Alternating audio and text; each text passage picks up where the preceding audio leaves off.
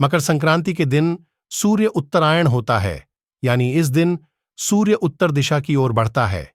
इस दिन सूर्य मकर राशि में प्रवेश करता है। मकर संक्रांति के दिन से ही मौसम में बदलाव की शुरुआत होती है। इस दिन स्नान, दान, पूजा पाठ और तिल खाने का खास महत्व है। पौराणिक मान्यताओं के अनुसार मकर संक्रांति के दिन ही सूर्य देव अपने पुत्र शनि से मिलने उनके घर जाते हैं। यह पर्व पिता पुत्र के अनोखे मिलन से भी जुड़ा है। इस दिन सूर्य देव और शनि की कथा पढ़ना बहुत शुभ माना जाता है। माना जाता है कि यह कथा पढ़ने से सुनने मात्र से ही शनि दोष से राहत मिल जाती है। आइए जानते हैं इस कथा के बारे में।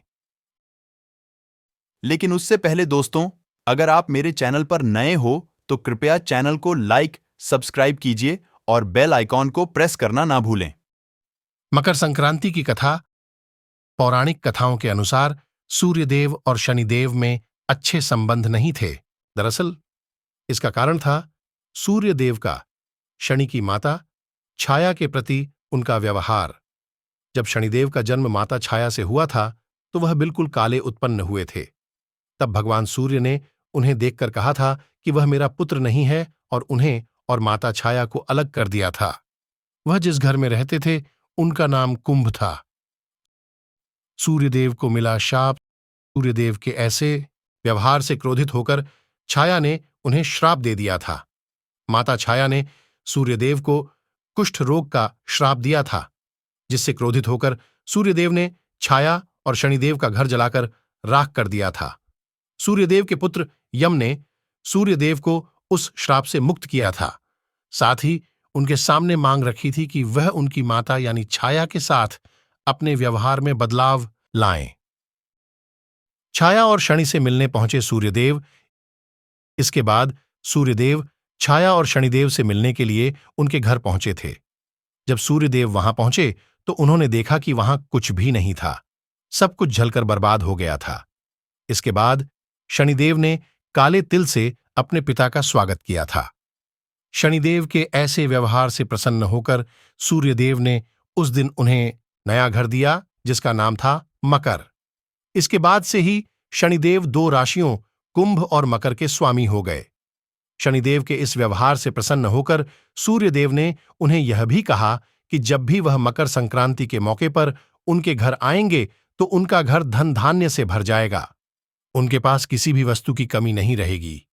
साथ ही यह भी कहा कि इस दिन जो लोग भी मकर संक्रांति के मौके पर मुझे काले तिल अर्पित करेंगे, उनके जीवन में सुख समृद्धि आएगी।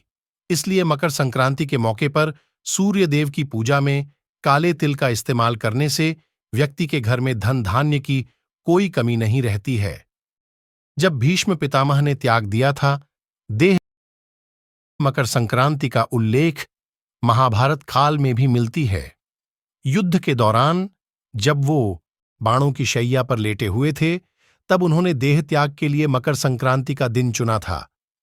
बाणों की शैया पर लेटे लेटे उन्होंने उत्तरायण के दिन की प्रतीक्षा की और मकर संक्रांति की तिथि को उन्होंने अपना शरीर त्याग दिया था। ऐसी मान्यता है कि उत्तरायण में देह त्याग करने वाली आत्माएं देवलोक चली जाती है या फिर पुनर्जन्म के चक्र से मुक्ति मिल जाती है। माता गंगा का आगमन मकर संक्रांति के दिन भागीरथ के साथ चलते हुए माता गंगा जी कपिल मुनि के आश्रम से होती हुई समुद्र में मिली थीं। इस दिन महाराज भागीरथ ने अपने पूर्वजों का तर्पण किया था। दान पुण्य का होता है महत्व। मकर संक्रांति के इस पर्व पर दान का बहुत महत्व होता है। माना जाता है कि मकर संक्रांति पर दान देना शुभ फल देता है। कहते हैं कि इस दिन दान पुण्य करने से व्यक्ति के सारे कष्ट दूर हो जाते हैं और जीवन में संपन्नता आती है।